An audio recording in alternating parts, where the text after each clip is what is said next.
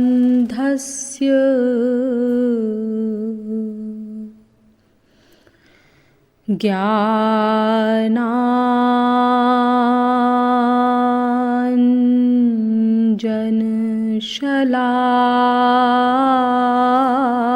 ज्ञानाञ्जनशलाकया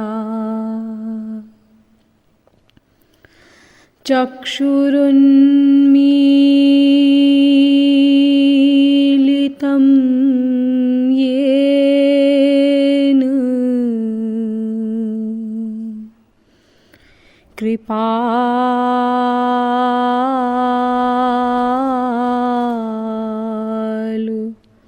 गुरवे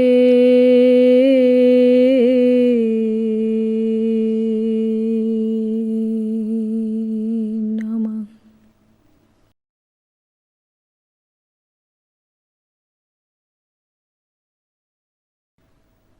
तत्वज्ञान पिपासु महानुभाव। दैनिक नियमानुसार पहले कुछ देर श्री हरि नाम संकीर्तन कर लीजिए, पश्चात विषय प्रारंभ किया जाएगा। भजो गिरिधर गोविंद गोपाला,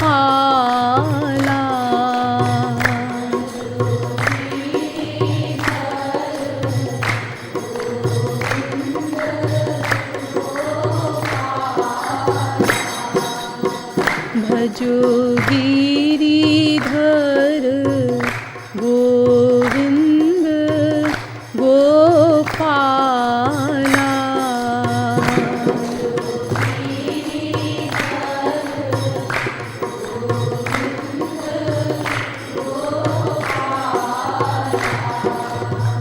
भजो गिरिधर गोविंद गोपाला,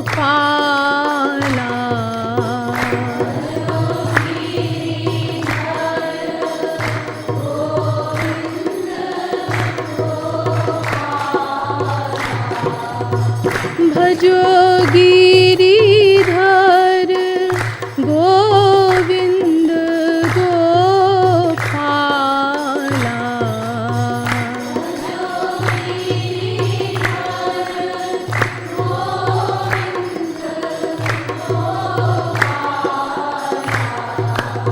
भजो गिरिधर गोविंद गोपाला,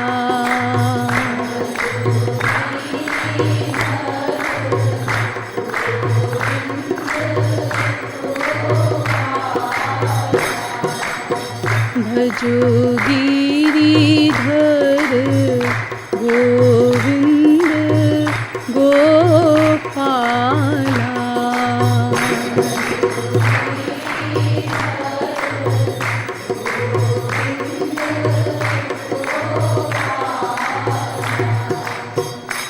बोलिए श्रीमद् सतगुरु सरकार की।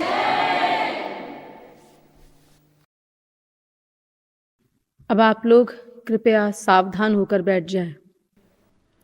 अब तक आप लोगों को यह बताया गया कि विश्व का प्रत्येक जीव एकमात्र आनंद ही चाहता है, क्योंकि वो आनंद सिंधु ईश्वर का अंश है और प्रत्येक अंश अपने अंशी से ही प्यार करता है।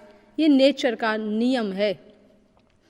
किंतु अद्यावधि उस आनंद का लवलेश भी प्राप्त नहीं हो सका, यद्यपि ये अनादि जीव जो एक क्षण को भी बिना कर्म किए नहीं रह सकता, अनादिकाल से निरंतर उस आनंद की खोज कर रहा है।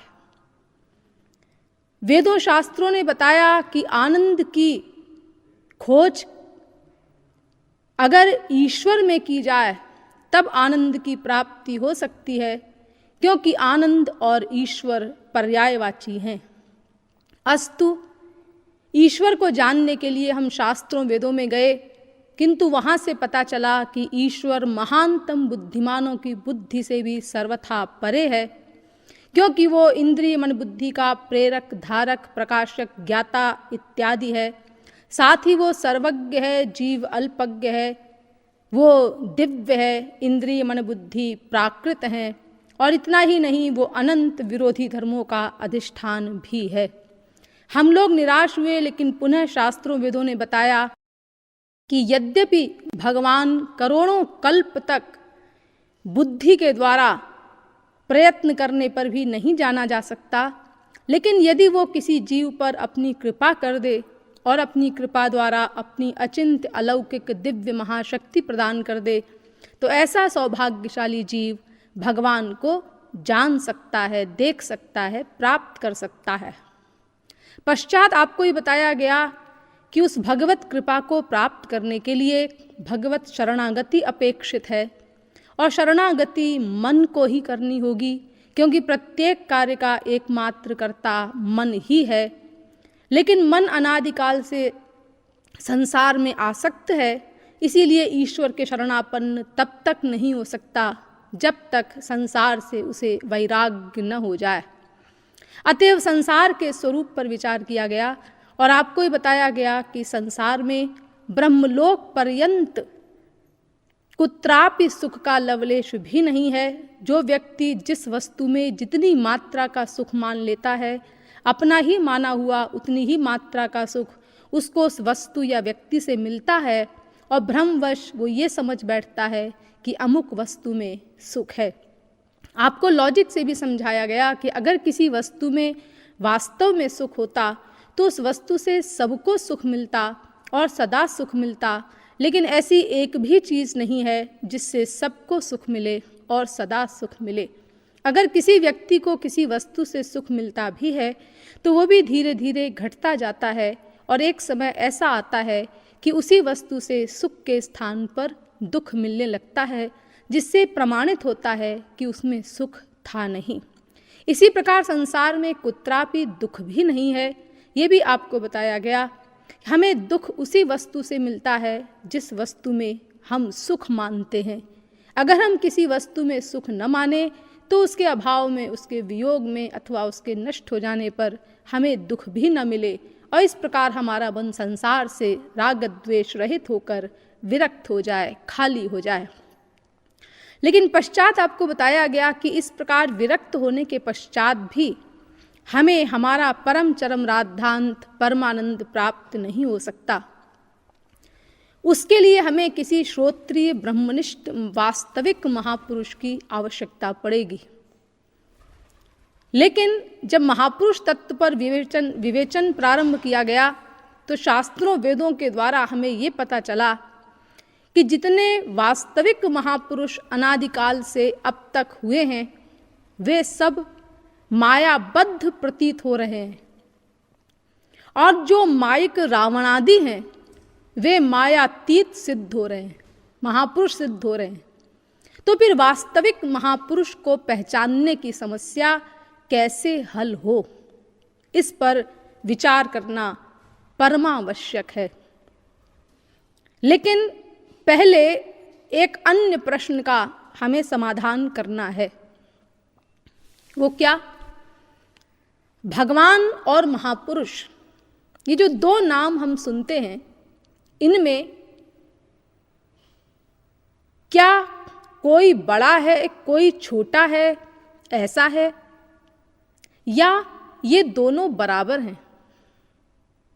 यानी भगवान बड़ा है, महापुरुष छोटा है, ऐसा है क्या? या महापुरुष बड़ा है, भगवान छोटा है, ऐसा है क्या? या महापुरुष और भगवान दोनों बराबर हैं? ये प्रश्न इसीलिए पैदा होता है कि हमारे यहाँ शास्त्रों में ये तीनों बातें कही गई हैं। भगवान बड़ा है, महापुरुष छोटा है, ऐसा भी कहा गया है। जैसे कि वेद कहता है, न तत्समश्चाभ्यधिकश्च दृश्यते, श्वेताश्वतरोपनिषद 6वें अध्याय का 8वां मंत्र। यानी भगवान के कोई बराबर भी नहीं है बड़े होने का तो प्रश्न ही पैदा नहीं होता। ना उनके कोई बराबर है, ना उनसे कोई बड़ा है। और कॉमन सेंस से भी, मोटी अकल से भी ये बात समझ में आती है कि महापुरुष भगवान से छोटा है और भगवान महापुरुष से बड़े हैं, क्योंकि भगवान तो स्वामी है और महापुरुष दास है। तो दास स्वामी से बड़ा या स्वामी के बराबर कैसे हो सकता है? अरे पूरे विश्व में किसी घसियारे से भी पूछ करके देख लो कि साहब बड़ा होता है कि सर्वेंट, वो बता देगा कि अरे साहब साहब है, सर्वेंट सर्वेंट है। कोई सर्वेंट साहब की बराबरी कैसे कर सकता है? और अगर कोई सर्वेंट साहब के बराबर हो जाए तो फिर वो सर्वेंट ही क्यों कहलाएगा? वो तो साहब ही हो जाएगा। तो भगवान बड़ा है, महापुरुष छोटा है, एक सिद्धांत तो ये है। दूसरा सिद्धांत है इसका विरोधी। महापुरुष बड़ा है, भगवान छोटा है। अब मोहि भा भरोस हनुमंता, बिनु हरि कृपा मिलहि नहीं संता। ये ठीक है कि महापुरुष भगवान की कृपा से ही मिलेगा, लेकिन महापुरुष का स्थान है भगवान से बड़ा। राम ते अधिक राम कर दासा। राम का दास यानी महापुरुष वो राम से बड़ा है। यहां तक कह दिया तुलसीदास जी ने रामायण में। भगवान कुछ नहीं महापुरुष के आगे, भगवान छोटे हैं, महापुरुष बड़ा है। आराधना नाम सर्वेषां विष्णोराराधनम परम, तस्मात् परतरम देवी तदीयानाम समर्चनम। पद्म पुराण में भी लिखा है, जितनी उपासनाएं हैं, जितनी भक्ति हैं, तामसी, राजसी, सात्विक, एक से एक ऊंची, तामस से ऊंची, तामसी भक्ति से ऊंची राजसी, और राजसी भक्ति से ऊंची सात्विकी यानी देवताओं की भक्ति, उससे भी ऊंची भक्ति ब्रह्म की, उससे भी ऊंची भक्ति परमात्मा की, सगुण साकार की, उससे भी ऊंची भक्ति भगवान श्री कृष्ण की, राधा कृष्ण की। लेकिन उनसे भी ऊंची भक्ति है उनके जनों की, महापुरुष की। तस्मात् परतरम देवी तदीयानाम समर्चनम, यानी महापुरुष का स्थान भगवान से भी बड़ा है। और तीसरा एक सिद्धांत और मिलता है, वो क्या? महापुरुष और भगवान ये दोनों बराबर हैं। नारद जी कहते हैं कि जो वेद ये कहता है कि भगवान बड़ा है, महापुरुष छोटा है, उसका भी दिमाग खराब। और तुलसीदास जी का भी दिमाग खराब, जो कहते हैं महापुरुष बड़ा है, भगवान छोटा है। दोनों का दिमाग खराब है। बताओ, टॉप का ग्रंथ है वेद, सबसे ऊपर, क्योंकि अनादि है वेद। और वेदो नारायण साक्षात, भगवान का स्वरूप है साक्षात वेद। और सबसे बाद का ग्रंथ तुलसीदास जी की रामायण है। इन दोनों का दिमाग खराब है। अच्छा ठीक है नारद जी, आपकी क्या राय है? हम ये कहते हैं कि तस्मिन् तज्जने भेदा भावात, महापुरुष और भगवान में भेद है ही नहीं, अंतर है ही नहीं। न कोई छोटा है न कोई बड़ा है, ये दोनों बराबर हैं। और नारद जी की इस बात पर वेद ने भी अपने साइन कर दिए। बिल्कुल ठीक। यस्य देवे परा भक्तिर यथा देवे तथा गुरौ, तस्यैते कथिता ह्यर्थाः प्रकाश्यन्ते महात्मनः। श्वेताश्वतरोपनिषद 6वें अध्याय का 23वां मंत्र। भगवान और महापुरुष दोनों बराबर हैं, इसीलिए जैसी भक्ति भगवान में हो ठीक वैसी ही भक्ति महापुरुष में होनी चाहिए। दोनों की एक समान भक्ति करनी होगी, वेद कहता है। तो देखो अब वेद विरुद्ध बात भी नहीं रही, और तुलसीदास जी ने भी सिग्नेचर कर दिए, एक बात बिल्कुल ठीक है। जानत तुम ही हुए जाई। भगवान को जान लिया, महापुरुष बन गया, तो भगवान के ही बराबर हो जाता है। और ज्ञानियों का सिद्धांत तो है ये, ब्रह्मविद ब्रह्मैव भवति। ब्रह्म को जान लेने पर ब्रह्म के ही बराबर हो जाता है, ब्रह्म ही हो जाता है। तो देखो ये तीन विरोधी सिद्धांत हमारे यहां शास्त्रों वेदों में मिलते, और एक ही ग्रंथ में आपको ये तीनों विरोधी बातें मिल जाएंगी। जैसे तुलसीदास जी की रामायण को ही देख लो। एक और कहा उन्होंने, राम ते अधिक राम कर दासा। महापुरुष भगवान से बड़ा है। फिर कहा, जानत तुम ही हुए जाई। महापुरुष और भगवान बराबर हैं। फिर कहा, जीव की ईश समान। अरे कोई भी जीव वो भगवान के बराबर कैसे हो जाएगा जी? वो महापुरुष हो जाए, कुछ हो जाए, भगवान की बराबरी कोई कैसे कर सकता है? भगवान भगवान ही है, यानी भगवान बड़ा है, महापुरुष छोटा है। तो ये तीन विरोधी बातें एक ही ग्रंथ में। तो क्या ये तीनों बातें ठीक है? हां, तीनों बातें ठीक है, क्योंकि कोई भी ग्रंथ सनातन धर्म का भगवान और महापुरुष की वाणी गलत नहीं हो सकती। अगर हमें कोई बात नहीं समझ में आती तो ये हमारी समझ की कमी है। इसीलिए हर ग्रंथ को कहा गया, पढ़ने का अधिकारित्व बताया गया, तो उसमें एक बात सब ग्रंथों ने लिखी कि वास्तविक महापुरुष के द्वारा पढ़ो उस ग्रंथ को। और भी तमाम बातें लिखी अधिकारित्व में, लेकिन सबने ये शर्त भी लगाई कि वास्तविक महापुरुष के द्वारा ही उस ग्रंथ का ज्ञान प्राप्त करो, तुम स्वयं पढ़ करके ज्ञान प्राप्त नहीं कर सकते। तो मुझे तो वास्तविक महापुरुष से ही ज्ञान प्राप्त हुआ है, आप लोगों को पता ही है। इसीलिए मैं उनके दिए हुए ज्ञान के आधार पर यह सिद्ध करूंगी आपके समक्ष कि तीनों ही बातें ठीक हैं। और फिर यह भी सिद्ध करूंगी, अपनी राय बताऊंगी आपको कि तीनों बातें ठीक नहीं है। हैं? ये क्या कह रही हैं आप?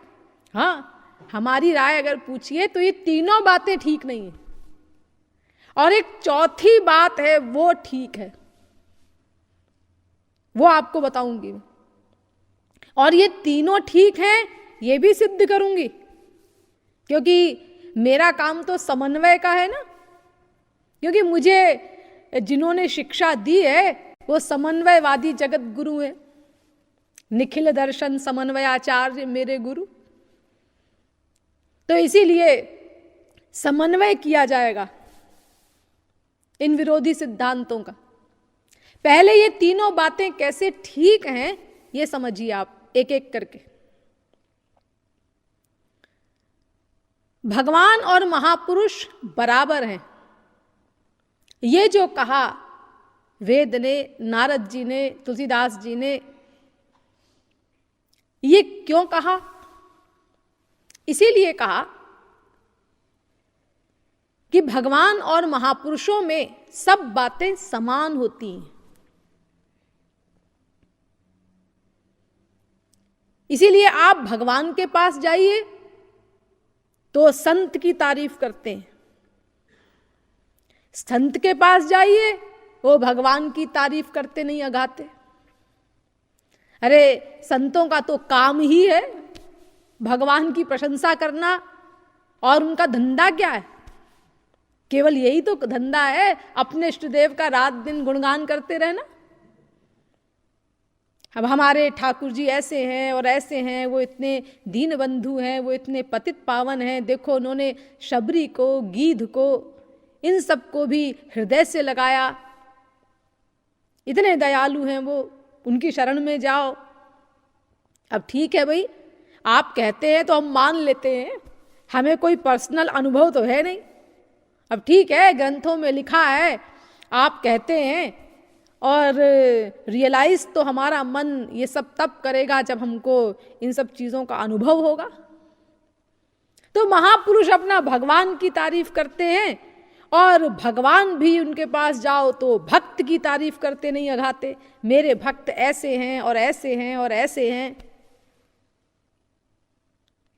तो ये दोनों समान प्रतीत होते हैं इन बातों से भी।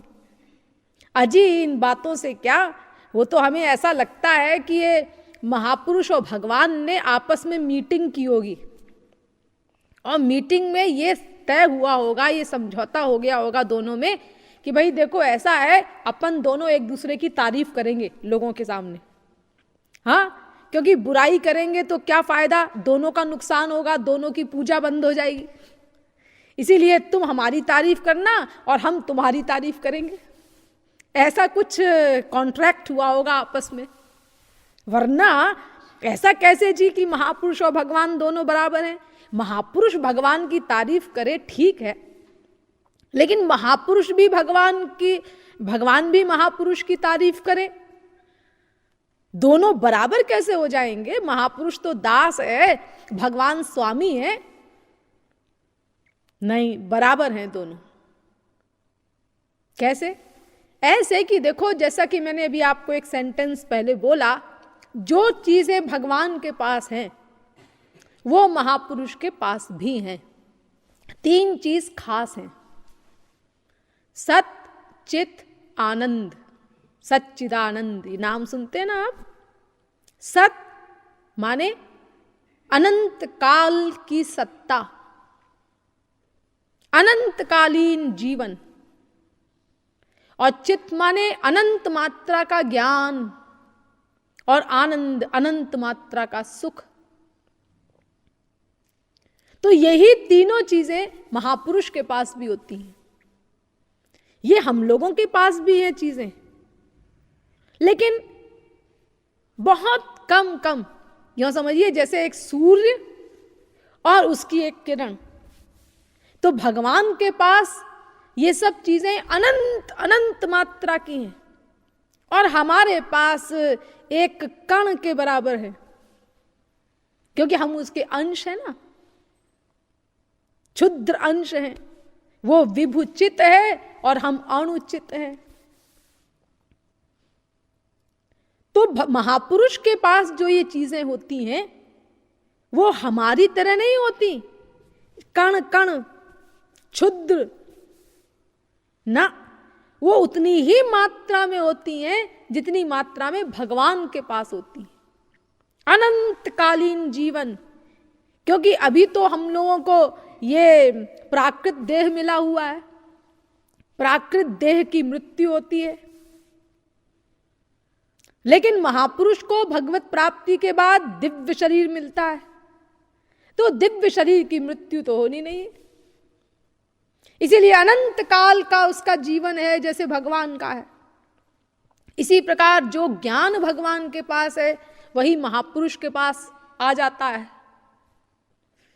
जो आनंद जितनी मात्रा का भगवान के पास है वही आनंद उतनी ही मात्रा का महापुरुष को मिल जाता है। भोग मात्र साम्य लिंगाच। और इसके अलावा 8 गुण जो हैं भगवान के पास, वो भी सत्य संकल्प वगैरह महापुरुष को प्राप्त हो जाते हैं। इसीलिए महापुरुष और भगवान में भेद नहीं रह जाता, बिल्कुल ठीक। महापुरुष और भगवान दोनों बराबर हैं। देखो भाई, यूं समझो कि इलेक्ट्रिसिटी आ रही है किसी तार में, पावर हाउस में से अब उसको पकड़ लिया किसी ने, और उसको पावर हाउस ने पकड़ लिया, यानी बिजली ने पकड़ लिया। एसी थी वो, चिपक गया वो उससे, उसको पावर हाउस ने खींच लिया। अब हम अगर उस व्यक्ति को पकड़े जिसको बिजली ने पकड़ा है, तो हमें भी पावर हाउस खींच लेगा। यानी जो बात उस बिजली के तार में है, पावर हाउस में है, वही बात उस व्यक्ति में आ गई जिसने उस तार को पकड़ लिया। इसीलिए हमें तार पकड़ने की जरूरत नहीं है पावर हाउस से खींचने के लिए। हम अगर उस व्यक्ति को ही पकड़ लें जिसको तार ने पकड़ रखा है, तो बिजली हमको पकड़ लेगी। अब हमको कोई दूसरा व्यक्ति पकड़ ले तो बिजली उसको भी पकड़ लेगी। सब पकड़ते जाएंगे एक के बाद एक। ऐसा करते हैं लोग कई बार बेवकूफी में। किसी को बिजली ने पकड़ लिया, अब उसको छुड़ाने के लिए चले उसके घर के लोग, तो वो भी चिपक गए सबके सब। तो ऐसे ही भगवान के पास जो कुछ है वो महापुरुष को दे दिया, अपने बराबर कर दिया भगवान ने। अब उस महापुरुष ने अपने शिष्य को दिया, उसने अपने शिष्य को दिया, तो गुरु शिष्य गुरु शिष्य गुरु शिष्य, इस प्रकार सबको भगवान रूपी पावर हाउस पकड़ता गया और सब भगवान की तरह सच्चिदानंद हो गए, बराबर हो गए। तो भगवान और महापुरुष ये दोनों बराबर हैं, ये बात बिल्कुल ठीक है, क्योंकि जो ज्ञान आनंद आदि भगवान के पास है वो महापुरुष के पास भी है। अब देखो दूसरा सिद्धांत, भगवान बड़ा है महापुरुष छोटा है, ये भी ठीक है। ये कैसे ठीक है? ये ऐसे ठीक है कि यद्यपि महापुरुष के पास वही ज्ञान आनंद आदि है जो भगवान के पास है, लेकिन ये सब उसको प्राप्त कैसे हुआ? ये सब भगवान की कृपा से प्राप्त हुआ। भगवान ने कृपा करके अपना ज्ञान आनंद आदि सब कुछ उस महापुरुष को दे दिया और अपने बराबर कर दिया। तो ये शक्ति जो मिली महापुरुष को, ये तो कृपा का परिणाम हुई ना, ये उसकी अपनी प्रॉपर्टी तो नहीं है, कृपा करके भगवान ने दिया। अगर भगवान ये शक्ति न देते, न कृपा करते, तो भगवान के बराबर होने की बात तो छोड़ो, कोई जीव सही काम तक नहीं कर सकता। इस वाक्य पर ध्यान दीजिए। सरस्वती बृहस्पति ये बुद्धि की अंतिम अथॉरिटी है। सारे संसार की बुद्धि अगर मिला दी जाए तो भी वो सरस्वती बृहस्पति की बुद्धि का चौथाई भी नहीं है, इतने बुद्धिमान। लेकिन ऐसे अनंत कोटि बृहस्पति, अनंत कोटि सरस्वती की बुद्धि भी अगर इकट्ठी कर दी जाए तो भी सही काम नहीं हो सकता। यानी अनंत कोटि सरस्वती भी गलत काम करेंगी, 10-20 करोड़ नहीं। अनंत कोटि सरस्वती बृहस्पति वो भी गलत काम करेंगे, उनसे गलती होगी। जब तक भगवान की पावर न मिल जाए। और हम लोगों का क्या हाल है? हम लोग, अरे एक सरस्वती एक बृहस्पति के आगे ही मैं बता रही हूं, सारे संसार की बुद्धि मिलाकर के भी चौथाई है, तो फिर एक व्यक्ति की बुद्धि क्या होगी? और हम लोग बड़े लाड़ में कहा करते हैं, एक गलती हो गई मुझसे, एक गलती हो गई। यानी वैसे तो मैं हमेशा सही काम ही करता हूं, एक गलती हो गई, एक गलती हो गई। अरे दिन रात गलती करते हैं हम लोग, बड़े भोले हैं हम। अरे अभी तो हमको यही नहीं मालूम कि गलती और सही की परिभाषा क्या है। विदेशी लोगों ने ऐसा कहा है, विदेशी फिलोसफर्स ने, कि कोई भी मनुष्य परफेक्ट नहीं हो सकता। एक फिलोसफर हुआ है नॉर्मैन कजिन्स, उसने कहा है the essence of man is imperfection, अर्थात मनुष्य का निचोड़ क्या है? अपूर्णता,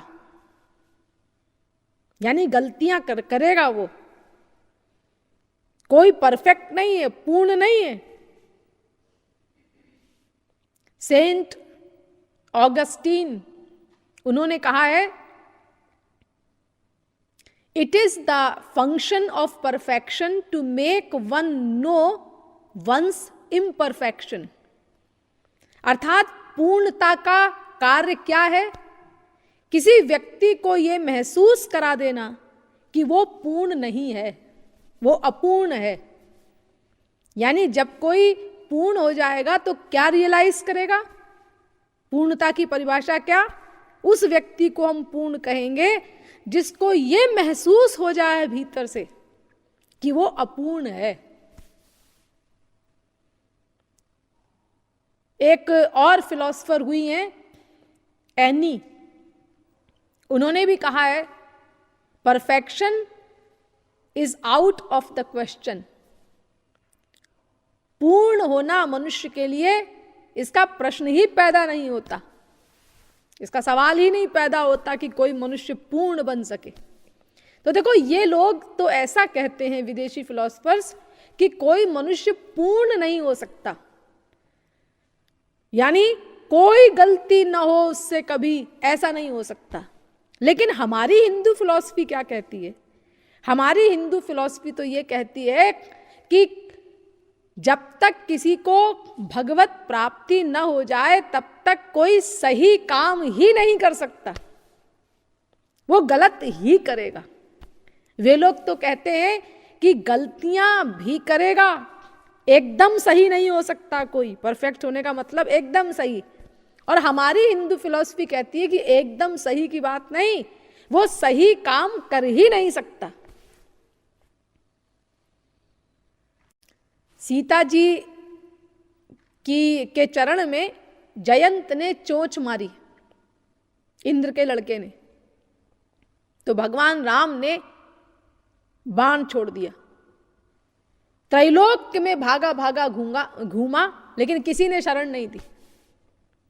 लौट के फिर भगवान राम की शरण में आया नारद जी की राय से। तो सीता जी ने कहा बेचारे को क्षमा कर दो, बहुत दंड भोग लिया इसने। भगवान ने कहा नहीं, बिल्कुल क्षमा नहीं होगी, इसने अक्षम्य अपराध किया है। तो सीता जी ने कहा कि एक प्रश्न करूं, जवाब दोगे? हाँ करो। तो उन्होंने कहा कि क्या कोई ऐसा जीव इस सृष्टि में अनादिकाल से था या है या होगा अनंत काल तक, जिसकी माया निवृत्ति न हुई हो, भगवत प्राप्ति न हुई हो और वो गलती न करे, अपराध न करे? अरे भाई, अपराध कराने वाली कौन है? माया। तो जब तक माया किसी के ऊपर हावी है, अज्ञान किसी के ऊपर हावी है, तो जितने वर्क करेगा वो अज्ञान युक्त ही तो होंगे। तो सही काम कैसे करेगा वो? हाँ, जितनी देर के लिए किसी महापुरुष की बुद्धि से अपनी बुद्धि को जोड़ दे, भगवान की बुद्धि से अपनी बुद्धि को जोड़ दे, यानी महापुरुष की बुद्धि से अपनी बुद्धि को गवर्न करे, उतनी देर गलती से बचा रहेगा। तो वो उसकी अपनी बुद्धि तो नहीं हुई, वो तो महापुरुष की बुद्धि काम कर रही है। लेकिन महापुरुष की बुद्धि अगर हटा दी जाए, उसके साथ हम अपनी बुद्धि को न जोड़ें और हमारी अपनी बुद्धि काम करे, तो चूंकि हम अज्ञान के अंडर में हैं, वो अज्ञान जन्य बुद्धि है, माया जन्य बुद्धि है, इसीलिए गलत काम ही करेंगे हम लोग। तो अगर हम गलत काम ही करेंगे, सही काम कर ही नहीं सकते, तो फिर एक प्रश्न पैदा होता है। सीता जी ने जब ऐसा कहा तो राम ने कहा बिल्कुल ठीक कहती हो, क्षमा कर दिया जयंत को, चुप हो गए राम।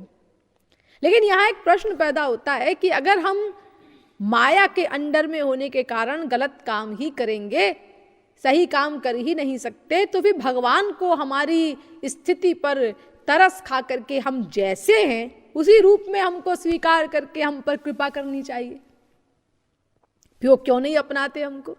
अरे वो तो अपनाने के लिए तैयार हैं। हम जैसे हैं उसी रूप में, सदा गलतियां ही करते हैं हम, सदा पतित ही हैं, सदा दीन ही हैं, सदा अधम ही हैं।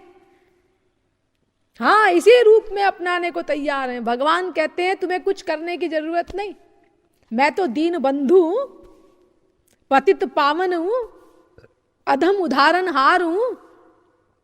तो फिर क्यों नहीं अपनाया भगवान ने हमको? अगर वो अधम उदाहरण हार हैं, पतित पावन है, तो ऐसे ही तो हैं हम लोग, अपनाया क्यों नहीं उन्होंने? हाँ, इसीलिए नहीं अपनाया कि तुमने अपने आप को पतित माना नहीं हृदय से, तुमने अपने को दीन माना नहीं, अधम माना नहीं। इसीलिए भगवान तुम्हारे लिए पतित पावन नहीं बने, दीन बंधु नहीं बने, अधम उदाहरण हार नहीं बने।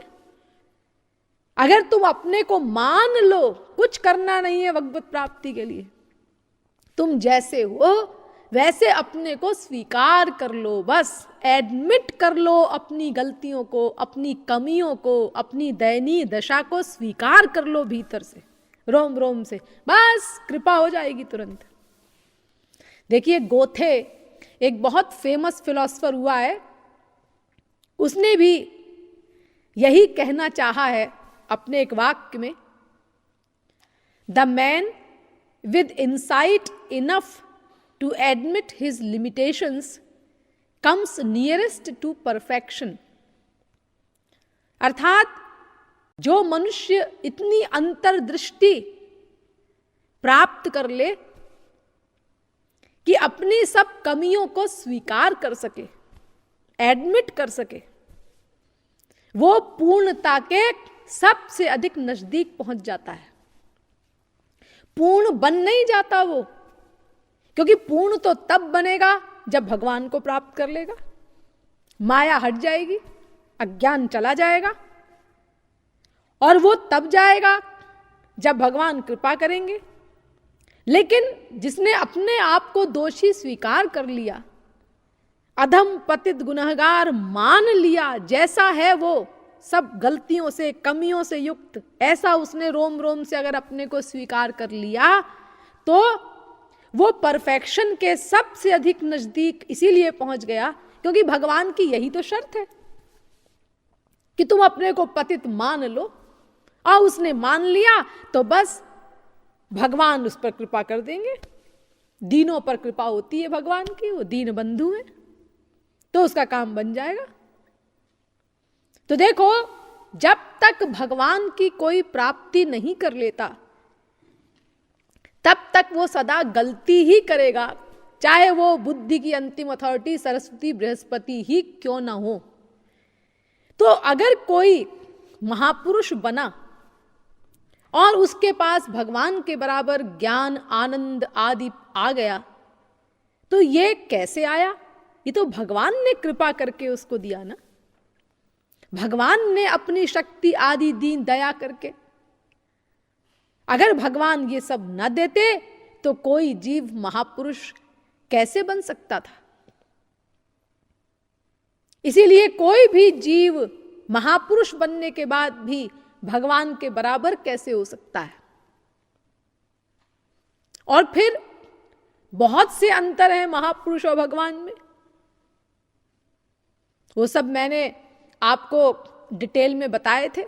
यानी जीवात्मा और परमात्मा में बहुत से अंतर हैं, तो जीवात्मा ही तो महात्मा बनता है, महात्मा नाम की कोई अलग पर्सनैलिटी तो होती नहीं है। अरे दो ही पर्सनैलिटी होती है वास्तव में, एक जीवात्मा और एक परमात्मा। महात्मा तो हम उस जीवात्मा को कहते हैं जो परमात्मा को प्राप्त कर लेता है तो जीवात्मा ही। तो जीवात्मा और परमात्मा में तो बहुत सारे अंतर होते हैं। और फिर महात्मा भी बन गया अगर कोई जीवात्मा, तो भी सृष्टि करने का काम तो कोई महात्मा करता नहीं। बुलाओ नारद जी को या तुलसीदास जी को या किसी भी महात्मा को, जो ये कहता हो कि महात्मा भगवान के बराबर है। उनसे पूछो कि क्यों जी, क्या किसी महात्मा को सृष्टि करने का अधिकार है? नहीं, ये अधिकार केवल भगवान के पास है, रिजर्व्ड। यतो वा इमानि भूतानि जायन्ते येन जातानि जीवन्ति यत् प्रयन्त्यभि संविशन्ति। तैत्तिरीयोपनिषद 3री वल्ली का पहला अनुवाक। जन्माद्यस्य यतोन्वयादि तरतः, भागवत पहले स्कंद के पहले अध्याय का पहला श्लोक। जन्माद्यस्य यतः वेदांत सूत्र, यानी संसार को बनाना, संसार का पालन करना, संसार का प्रलय करना, ये सब काम केवल भगवान ही करते हैं। ये अधिकार किसी महापुरुष को नहीं देते भगवान। तो फिर महापुरुष भगवान के बराबर कैसे हो जाएगा? इसीलिए भगवान बड़ा है, महापुरुष छोटा है, ये भी ठीक।